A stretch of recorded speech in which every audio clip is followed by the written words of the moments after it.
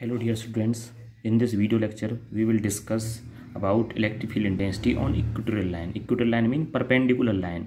Perpendicular line किस पे? Electric dipole पर. इससे पहले हम एक्सियल लाइन पे आंसर निकाल चुके हैं. अब हमें परपेंडिकुलर लाइन पे आंसर निकालना है. उसके लिए हमारे पास क्या है? एक इलेक्ट्रिक डाइपोल है which consist of two charges equal and opposite -q and +q placed at points A and B separated by small distance 2a having centre O, जिसे बोलते हैं डाइपोल सेंटर. अब इसी डाइपोल के डाइपोल सेंटर से perpendicular line पे मतलब equatorial line पे 90 डिग्री एंगल पे एक पॉइंट P है, जिस पॉइंट P पर चार्ज क्या प्लेस है? +1 coulomb, unit positive, very small. और ये हमारे सोर्स चार्जेज हैं. तो ये दोनों सोर्स चार्जेस टेस्ट चार्ज को क्या करेंगे? अफेक्ट करेंगे. पहले हमने लिया था एक्सियल लाइन पे, अब हमें देखना है इक्वेटोरियल लाइन पे इफेक्ट किस तरह से आएगा. इस टेस्ट चार्ज को ये नेगेटिव सोर्स चार्ज क्या करेगा? ये डिस्टेंस बनी, इसके लिए जो डिस्टेंसेज बनेंगी चार्जेस से, अगर इस डिस्टेंस को हम निकालना चाहें, P पॉइंट की दूरी क्या थी सेंटर से? R. तो ये दूरी जो बनेगी P से A या P से B, आपको पता है हेयर PA = PB, दोनों इक्वल हैं डिस्टेंसेज. दोनों डिस्टेंस की वैल्यू क्या बनेगी? जो हमारा इस हमें निकालना है हाइपोटेनियस, इसकी वैल्यू क्या बनेगी? परपेंडिकुलर स्क्वायर प्लस में बेस का स्क्वायर. परपेंडिकुलर क्या है? R. परपेंडिकुलर प्लस में बेस क्या बनेगा? Total value 2a. ये हिस्सा a और ये हिस्सा a, तो वैल्यू क्या बनेगी यहाँ से बच्चों? जो हमारी वैल्यू बनी r² प्लस a² का अंडर रूट, जो वैल्यू आएगी ये r² प्लस a² का अंडर रूट. अब इस P पॉइंट जो टेस्ट चार्ज है, इसे सोर्स चार्ज क्या करेगा? नेगेटिव वाला अट्रैक्ट, तो फोर्स आएगा अट्रैक्टिव फोर्स. इंटेंसिटी को नाम क्या दे रहे हैं हम? E1. और ये सोर्स चार्ज जो प्लस है, इस पॉजिटिव टेस्ट चार्ज को क्या करेगा? रिपेल करेगा, जो हम पढ़ चुके हैं चैप्टर की स्टार्टिंग में. इसकी वैल्यू क्या बनेगी? इसे नाम दिया हमने E2. वो हमारे ऊपर हम E1 E2 किसे मान रहे हैं. अब ये दोनों इंटेंसिटी डायरेक्शन ना तो ये एक लाइन पे हैं, ना एक दूसरे के परपेंडिकुलर हैं, ये किसी एंगल पे एक्ट कर रही हैं. तो इनके जो हमें रेक्टेंगुलर कंपोनेंट्स डिवाइड करके रेक्टेंगुलर कंपोनेंट्स से कर सकते हैं इसे हम. तो हमें जो नेट इंटेंसिटी देगा, इस पर जो नेट इंटेंसिटी होगी E जो होगी हमें निकालनी है. इसे हम via parallelogram law vector addition से करेंगे. यहाँ से जो टोटल इंटेंसिटी बनेगी इस वे में, ये जो एंगल है ऊपर क्या बना? थीटा. ये एंगल नीचे क्या? थीटा. इस वे में इसे हम parallel triangle law vector addition से भी कर सकते हैं. प्यारे बच्चों, पहले वहाँ पे इंटेंसिटी E1 निकालनी है, फिर इंटेंसिटी क्या निकालनी है? E2. और E1 इंटेंसिटी किसकी वजह से? माइनस की वजह से. तो intensity E1 at point P due to -q charge. आप फॉर्मूला बताइए आपको, 1/4πε0 into mod of the source charge जो है हमारे पास अपॉन में डिस्टेंस का स्क्वायर. डिस्टेंस क्या? P से A की दूरी, वो है r² plus a² under root का होल स्क्वायर. उस स्क्वायर से अंडर रूट कैंसिल आउट, तो क्या बनेगा हमारे पास? ये वैल्यू बची थी r² प्लस a² का अंडर रूट का होल स्क्वायर.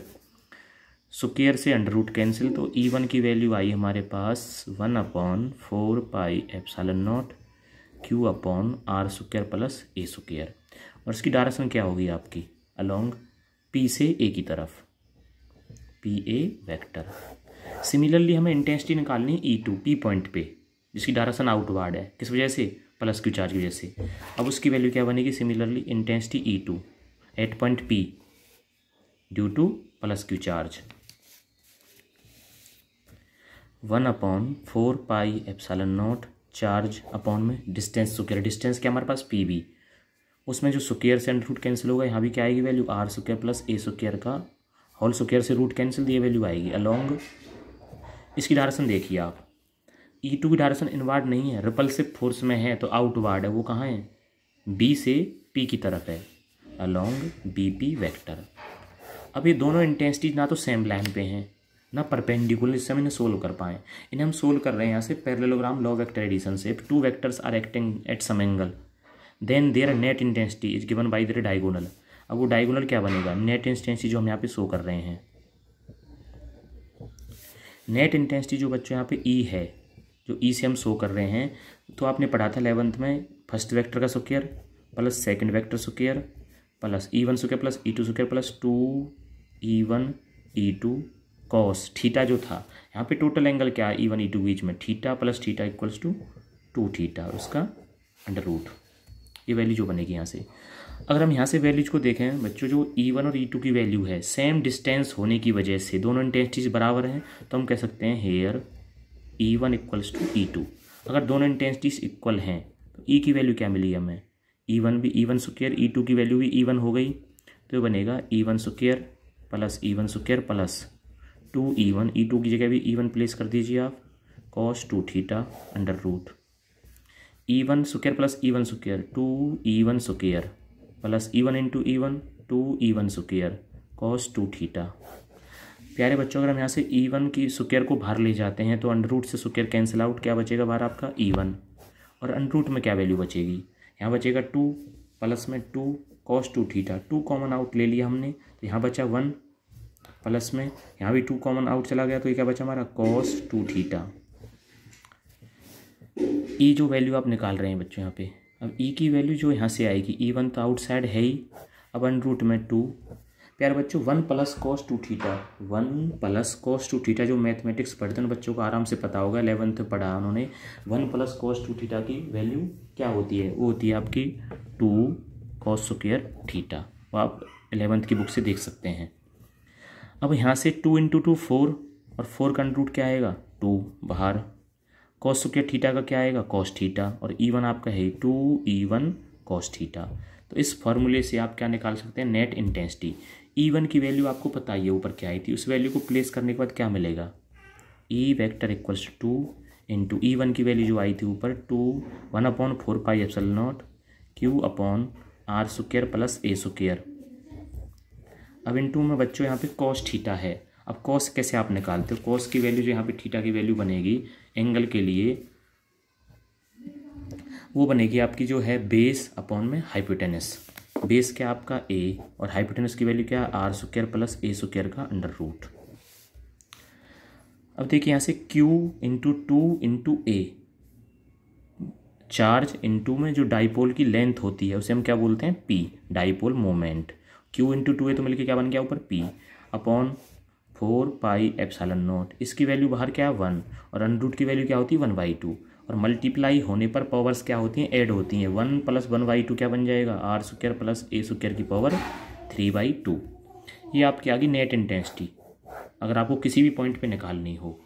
अगर डायरेक्शन की बात करें, इसकी डायरेक्शन इस केस में इस एक्सिस के अलॉन्ग आ रही, इस एक्सिस को नाम क्या दे रहे हैं हम एक्स एक्सिस, तो हम लिख सकते हैं इसे अलॉन्ग PX वेक्टर।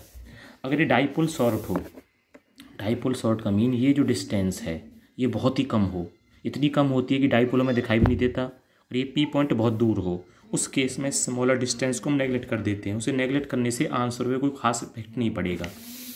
तो शॉर्ट डाइपोल के केस में, in case of short dipole whence A must smaller than R, तो क्या मिलेगा बच्चों हमें E equals to P upon, अगर A को यहाँ से नेगलेक्ट करते हैं तो R स्क्वायर की पावर 3/2, 2 से 2 कैंसिल आउट हो जाएगा तो R की वैल्यू क्या बचेगी 3, P upon 4 pi epsilon not R cube. ये आपकी नेट इंटेंसिटी होगी। प्यारे बच्चों दोनों क्वेश्चन जो एक्सियल लाइन और इक्वेटर लाइनों ने पढ़ने पर हमें क्या मिला, अगर हम E एक्सियल के आंसर को E इक्वेटोरियल के आंसर से डिवाइड करते हैं तो P से P कैंसिल आउट होगा, 4 पाई एप्सिलॉन नॉट से 4 पाई एप्सिलॉन कैंसिल होगा, R क्यूब से R क्यूब कैंसिल होगा, तो हम वैल्यू बचेगी 2/1, जिसे हम कहते हैं 2:1, जिसका मतलब है E एक्सियल जो आंसर होता है वो 2 टाइम्स होता है E इक्वेटोरियल के आंसर के। अब आपने एक चीज़ नोटिस की होगी, यहाँ से आपने देखा एक्सियल लाइन और इक्वेटर लाइन पे आंसर्स अलग अलग आए हैं, और जो एक्सियल लाइन पे आंसर आया है आपका वो तो आया है 2P upon 4 pi epsilon not R cube, और इक्वेटोरियल लाइन पे जो आया है P upon 4 pi epsilon not cube. तो एक्सियल लाइन पे जो आंसर होता है आपका इक्वेटोरियल लाइन के आंसर से 2 टाइम्स ग्रेटर होता है, मतलब एक्सियल लाइन पे फील्ड ज़्यादा होती है, इक्वेटोरियल पे कम होती है अगर सेम डिस्टेंस हो तो, इसलिए इसकी जो सिमेट्री बनती है, इसका मतलब है एक्सियल लाइन पर तो फील्ड ज़्यादा मिलेगा हमें, और इक्वेटर लाइन पे फील्ड क्या मिलेगा कम, अगर डिस्टेंस उतनी है, जैसे यहाँ तक R डिस्टेंस है और यहाँ तक भी R डिस्टेंस है, तो यहाँ इंटेंसिटी कम मिलेगी और यहाँ इंटेंसिटी ज़्यादा मिलेगी। तो इसकी सिमेट्री जो बनती है वो स्फेरिकल नहीं बनती, इसकी सिमेट्री बनती है सिलेंड्रिकल शेप में। एक्सिस पे चार्ज के एक्सिस पे तो इंटेंसिटी ज़्यादा होगी, और जबकि इक्वेटर लाइन पे इंटेंसिटी क्या होगी, तो इसकी सिमेट्री कैसे बनेगी, सिलेंड्रिकल सिमेट्री। Okay students.